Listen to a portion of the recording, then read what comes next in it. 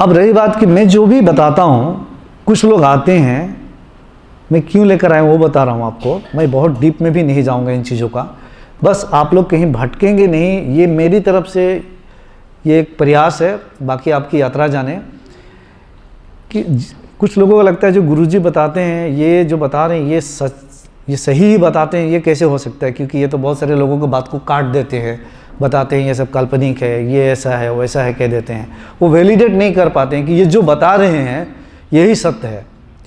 तो इस बार मैंने क्या किया कि आप लोग इस पथ से दिग्भ्रमित ना हो, उसके लिए मैंने इसका सहारा लिया हूँ। क्या मैं जो बताता हूँ वास्तव में इस श्रीमद् भागवत महापुराण में वो चीज़ लिखा है? क्या इसका लक्ष्य वही है? और भागवत गीता का भी क्या लक्ष्य वही है जो मैं बताता हूँ? हम कहानियों में नहीं जाते हैं, हम मेन पॉइंट पे आते हैं। तो अमित जी, आप तो शायद मैं कुछ और भी पढ़ सकता हूँ, तो आप आइए। पढ़ूंगा नहीं, फिर भी मैं चाहता हूँ कि आप आकर पढ़िए। देखिए, इसका द्वितीय जो खंड है, 2 खंड होता है श्रीमद् भगवत महापुराण का। इसमें सारी कृष्ण की लीलाओं का वर्णन है और ढेर सारी कहानियाँ हैं इसमें। आप लोग कभी सुने होंगे, पढ़े होंगे तो पता होगा। राजा परीक्षित को सुखदेव मुनि कहानी सुना रहे हैं और ये बहुत सारी है इसमें कहानियाँ। और 7 दिन कहानी ये भागवत करते हैं और 7 दिन में उनको मुक्ति मिलती है। अब यहाँ पर हम वो चीज़ को पढ़ेंगे,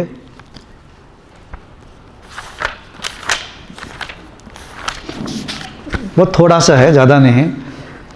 कभी आप लोग पढ़ेंगे तो खुद भी पढ़ लीजिएगा। जो 12 स्कंद, 12वां स्कंद है, 12 स्कंद में श्री सुखदेव जी का अंतिम उपदेश।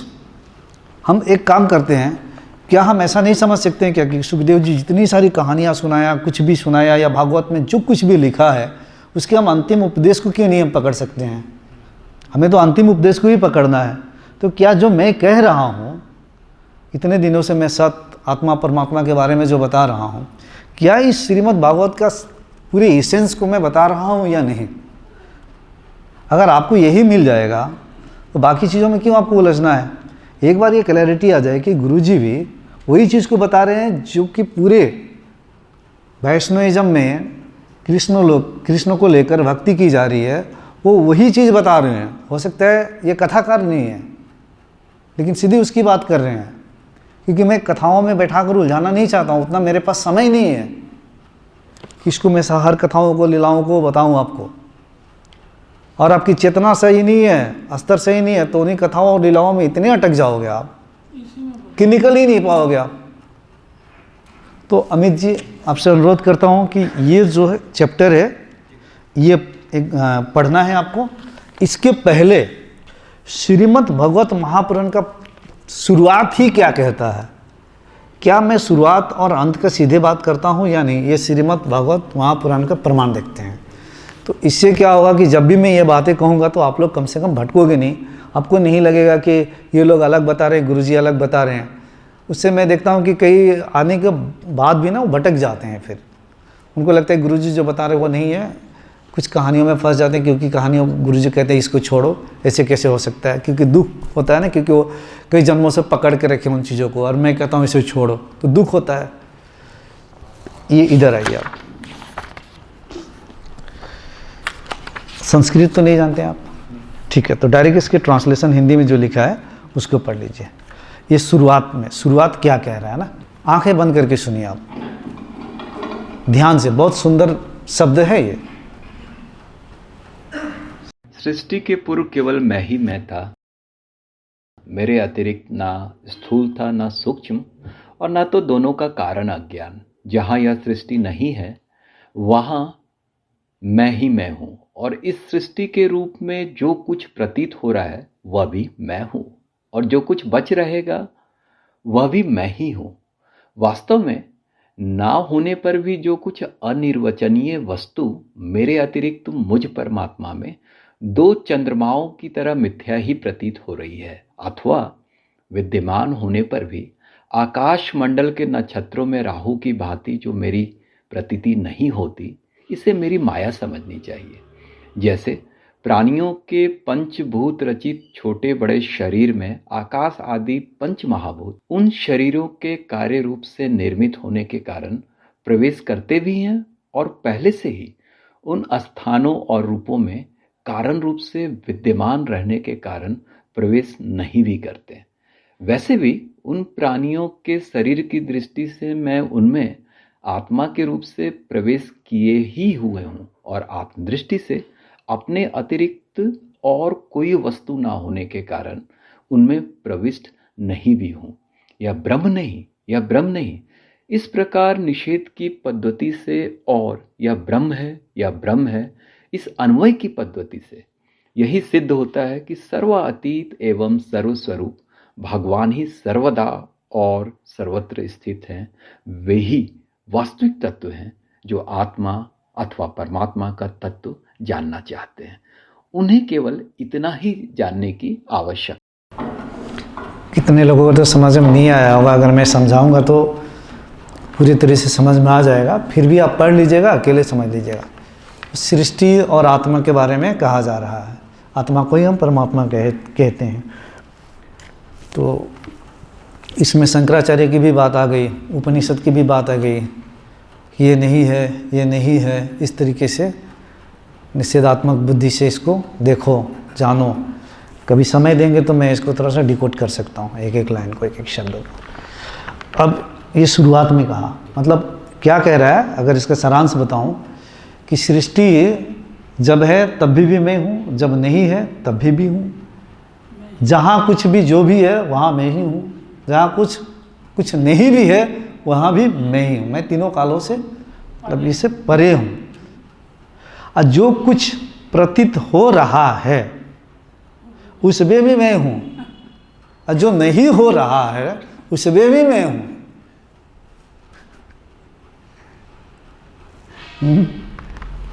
मतलब आत्मा कहाँ नहीं है, हर जगह है ना, सर्वत्र है, सर्वव्यापक है, वही सत्य है।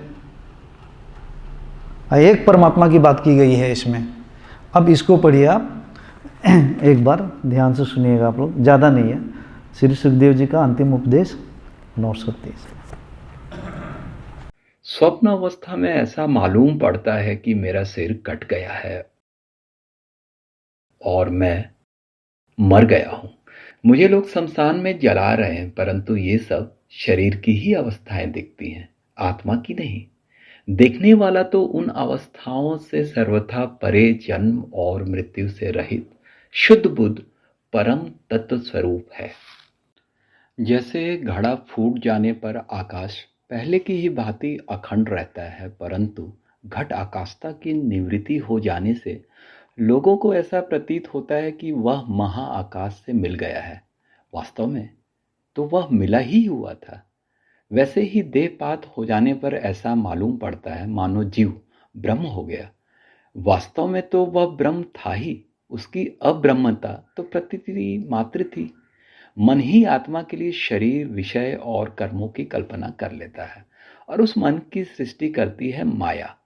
वास्तव में माया ही जीव के संसार चक्र में पड़े रहने का कारण है।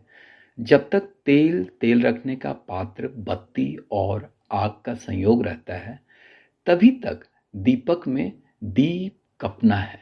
वैसे ही उनके ही समान जब तक आत्मा का कर्म, मन, शरीर और इनमें रहने वाले चैतन्य अध्यास के साथ संबंध रहता है, तभी तक उसे जन्म मृत्यु के चक्र संसार में भटकना पड़ता है और रजोगुण, सत्वगुण तथा तमोगुण की वृत्तियों से उसे उपज स्थित एवं विनष्ट होना पड़ता है। परंतु जैसे दीपक के बुझ जाने से तत्वरूप तेज का विनाश नहीं होता है, वैसे ही संसार का नाश होने पर भी स्वयं प्रकाश आत्मा का नाश नहीं होता है, क्योंकि वह कार्य और कारण, व्यक्त और अव्यक्त सबसे परे है। वह आकाश के समान सबका आधार है, नित्य है और निश्चल है। वह अनंत है। सचमुच आत्मा की उपमा आत्मा ही है। हे राजन, तुम अपनी विशुद्ध एवं विवेकवती बुद्धि को परमात्मा के चिंतन से भरपूर कर लो। और स्वयं ही अपने अंतर में स्थित परमात्मा का साक्षात्कार कर लो। देखो, तुम मृत्युओं की मृत्यु हो, तुम स्वयं ईश्वर हो। ब्राह्मण के शाप से प्रेरित तक्षक तुम्हें भस्म ना कर सकेगा। अजी, तक की तो बात ही क्या, स्वयं मृत्यु और मृत्युओं का समूह भी तुम्हारे पास तक न फटक सकेंगे। तुम इस प्रकार अनुसंधान चिंतन करो कि मैं ही सर्वाधिष्ठान पर ब्रह्म हूं। सर्वाधिष्ठान ब्रह्म मैं ही हूं। इसी प्रकार तुम अपने आप को अपने वास्तविक एक रस अनंत अखंड स्वरूप में स्थित कर लो। यही था राजा परीक्षित का अंतिम उपदेश। लेकिन कहानियों के माध्यम से अंतिम उपदेश का अंत कैसे कर रहे हैं, परीक्षित को क्या कह रहे हैं, सुना आप लोगों ने अंत की उपदेश? तक्षक सुना, पढ़ लेना। मैं ही, क्या कहा है, मैं ही सर्वाधिष्ठान पर ब्रह्म हूं।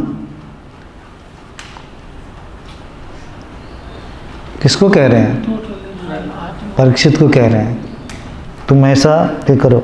उसके बाद सर्वाधिष्ठान ब्रह्म मैं ही हूँ, इस प्रकार तुम अपने आप को अपने वास्तविक एक रस अनंत अखंड स्वरूप में स्थित कर लो। कितने मेरे शब्द आए, अखंड अनंत स्वरूप को प्राप्त करो जो सर्वव्यापक है, सर्वत्र है। आपको मेन इसमें जो इसेंस है वो इसेंस ही डायरेक्ट आपको सुनने को मिलती है। ये अंतिम उपदेश वही कह रहा है। इसके ऊपर वाला तो मैंने छोड़ ही दिया। ऊपर में कह रहे कि अब मेरे कहानियों को सब छोड़ो, मैंने जो तुम्हें सुनाया ये सब छोड़ो, बहुत सुन लिया, अब ये बातें सुनो। ये ऊपर वाला ये लिखा था, अब ये सब छोड़ो। अब अंतिम में बता रहा हूँ कि तुम ही वो आत्मा स्वरूप हो, ब्रह्म स्वरूप हो, तुम ही वो आत्मा हो, आत्मा ही परमात्मा है, वही एक है। सब कहानियों को कह रहे हैं अब इसे भूल जाओ, अब छोड़ो तुम, अब अंत में इसमें आ जाओ, क्योंकि कहानियों से तैयार किया गया है। ये श्रीमद् भागवत का आपको एसेंस दिखाया मैंने। तो आप मुझे कैसे कोई कह सकता है कि इनकी जो टीचिंग है ऐसे, क्योंकि अगर किसी का अवतार हुआ भी या नहीं भी हुआ, उसे हमें उन चीज़ों पे हमें झगड़ा करना ही नहीं है, हमें तो कुछ मिलना नहीं है उसे। अभी वर्तमान प्रैक्टिकल स्थिति हमारी क्या है और इसमें जो अंतिम बात कही जा रही है क्या उसकी प्राप्ति हमारी हो रही है कि नहीं, उस पर हमारा ध्यान केंद्रित करना है। मुक्ति और मोक्ष की बात की जा रही है, वर्तमान समय में हमारी स्थिति क्या है उसको ठीक करना है कि रामकृष्ण हुए नहीं हुए, या गुरुजी क्यों बता रहे हैं अवतारों के बारे में या इसके बारे में। क्योंकि मुझे लग रहा है कि अवतारों को नहीं छोड़ेगा तो ये इसका प्राप्ति नहीं होगी इसकी। जैसे ये भी राजा परीक्षित कह रहे हैं कि तुम ये सब कहानी छोड़ो, अब अंतिम मेरे उपदेश सुनो। तो मैं भी तो वही कह रहा हूँ थोड़ा अलग तरीके से, अब ये सब तुम छोड़ो, भूल जाओ, नहीं तो तुम अटके रहोगे उधर, अब इसे सुनो। और जैसे आप ऊपर की ओर आएंगे तो आपको पता ऐसे भी चल जाएगा कि कितनी इसमें क्या सच्चाई है, अवतार था नहीं था, क्या हुआ, या वो महापुरुष ही थे जैसे गुरु नानक देव, कबीरदास, गौतम बुद्ध, उसके बाद ये दयानंद सरस्वती, ऐसे बहुत सारे हैं जो अवतारवाद को खंडन किया है। और कृष्ण राम को माना है तो महापुरुष के रूप में माना है। और कृष्ण राम का जो ज्ञान है वही ज्ञान उनके शास्त्र जब पढ़ोगे वही ज्ञान की बात हम भी कर रहे हैं जो उन्होंने कहा। तो क्यों नहीं उन्होंने जो कहा अभी जो कह रहे हैं उसको हम मैच करते हैं, वो हुए नहीं उस पर से ध्यान को हटाकर, लेकिन इतनी ज़बरदस्त है हम प्रूफ करने में लग जाते हैं कि नहीं आप कैसे कह सकते हो। क्योंकि राम भी लक्ष्मण को भी ब्रह्म ज्ञान के बारे में बताते हैं, समझाते हैं, अगर आप पढ़ोगे शास्त्रों को तो उसमें भी कहीं ना कहीं केंद्र ये मिलेगा ही। अच्छा, श्रीमद् भागवत पे हम आते हैं। इसका अध्याय 2 का श्लोक 24 निकालिए। मेरी कोई रुचि नहीं है शास्त्रों से कोई भी चीज़ कोट करके बोलने में, मेरी बिल्कुल रुचि नहीं है, 0% भी रुचि नहीं है शास्त्रों को लेके मैं यहाँ से कुछ बातें बोलूँ, ना मुझे एक याद करने के लिए। तो पहली बार मैंने थोड़ा सा आपको बताना है तो कहा अध्याय 2 का 24 नंबर श्लोक को देखिए, नहीं तो हाँ 24 देखिए तो, एक बार मुझे दे दीजिए, मैं ही पढ़ देता हूँ इसको। एक बहुत छोटा है, एक ही श्लोक है। अब देखिए इसमें विरोधाभासी क्या आता है कि ये मैं जो बातें कह रहा हूँ इसमें बहुत डीप बातें हैं, बहुत बटे हुए लोग हैं। ये जो मैंने कहा अभी, इस बात को नहीं कहा जाता है वृंदावन में, आपको कहानियों में उलझा कर रखा जाता है। कथाकार लोग ऐसे उलझा कर रख देते हैं कि इस बात, क्योंकि उनको भी इसकी अनुभूति हुई नहीं है, वो तो लीलाओं में ही और कुछ कुछ में उसी में रह जाते हैं, ज़िंदगी पार हो जाती है, कितने जनरेशन पार हो जाता है, अंतिम उनकी अनुभूति होगी तो अंतिम बात करेंगे। बात मेरी समझना। अब इस्कन में क्या कहा जाता है, अब अद्वैत वेदांत की या अद्वैत का ज्ञान का पूरे खंडन किया जाता है कि वैसा नहीं है। वो भगवत गीता को बांटते हैं, आप लोगों के सामने है, अगर वीडियो भी डाला जाए तो सब देखे, मैं तो चाहूँगा भी। भगवत गीता की बात करते हैं, इसमें कहा जाता है कि जो जीव है वो सदा परमात्मा से अलग है, और जीव कभी भी ब्रह्म नहीं हो सकता है, परमात्मा नहीं हो सकता है। वो वैकुंठ में जाकर मुक्ति और मोक्ष के बाद उनके समीप रहेगा, ये द्वैत है। लेकिन आप लोगों ने स्वयं देखा ना, इसमें अद्वैत का ज्ञान है। अंतिम उपदेश पढ़ लीजिएगा खुद जाकर, शुरुआती और अंत का, कहानियों में मत उलझिए, बस अंतिम उपदेश, पूरे अद्वैत की बात की जा रही है इसमें। और श्रीमद् भागवत में जो पूरे प्रचार है कि द्वैत को लेकर बात करते हैं कि जीव अलग है, ब्रह्म अलग है, जीव कभी भी आत्मा स्वरूप या परमात्मा स्वरूप नहीं हो सकता है, या आत्मा हमेशा परमात्मा से अलग है।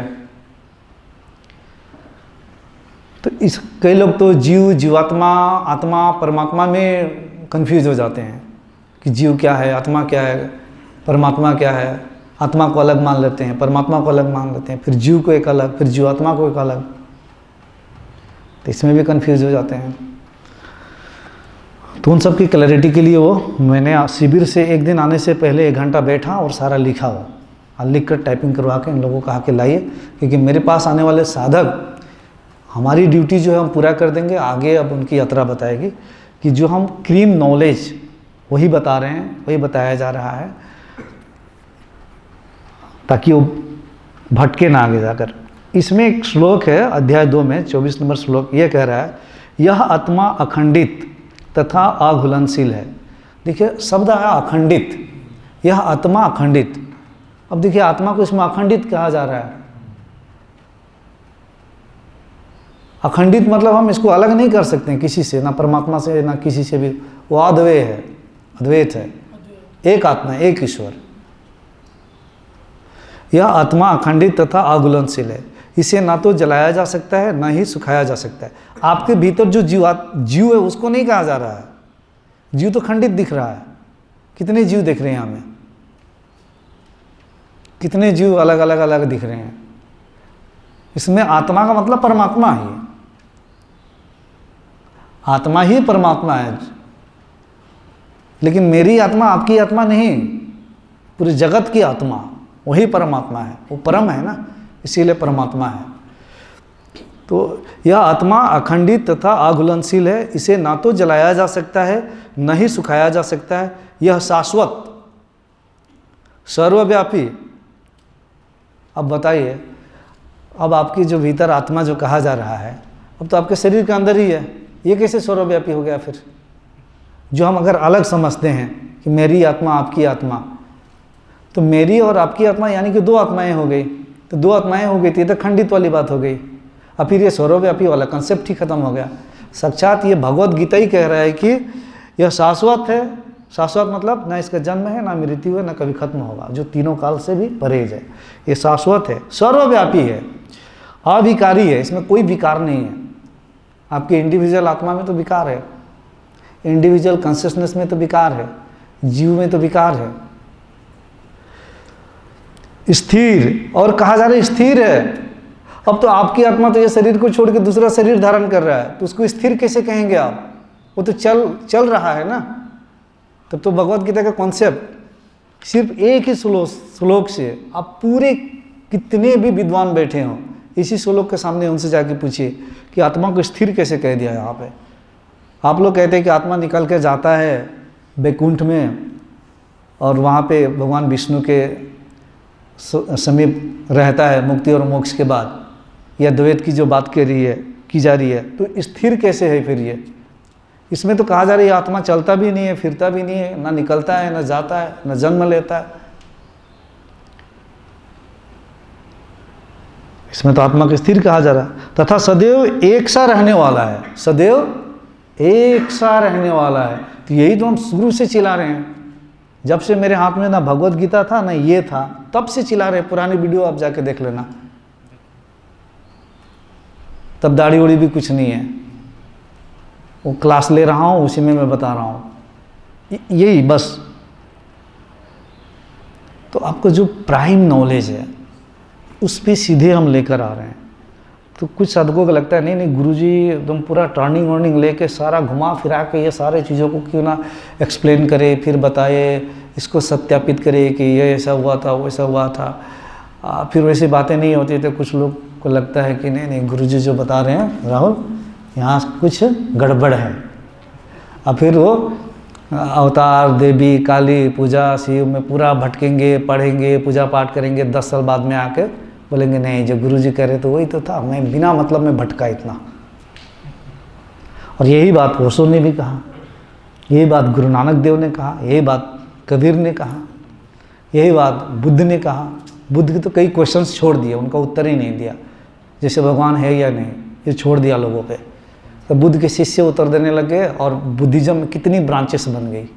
12 प्रश्न का उत्तर नहीं दिया था, उन 12 प्रश्न का उत्तर उनके शिष्य ने दिया और पूरे बुद्धिज्म भी खंडित हो गया। तो बुद्ध का उत्तर जो नहीं दिया वो हम दे रहे हैं इस तरीके से। अब फिर दूसरे धर्मों के साथ अलाइन होना है, फिर अपने आप को फैलाना है इस तरीके से। तो इसमें पूरी की पूरी इसमें अद्वैत का ज्ञान की बात की गई है, पूरे प्रमाण है, आप देख लोगे तो इसमें।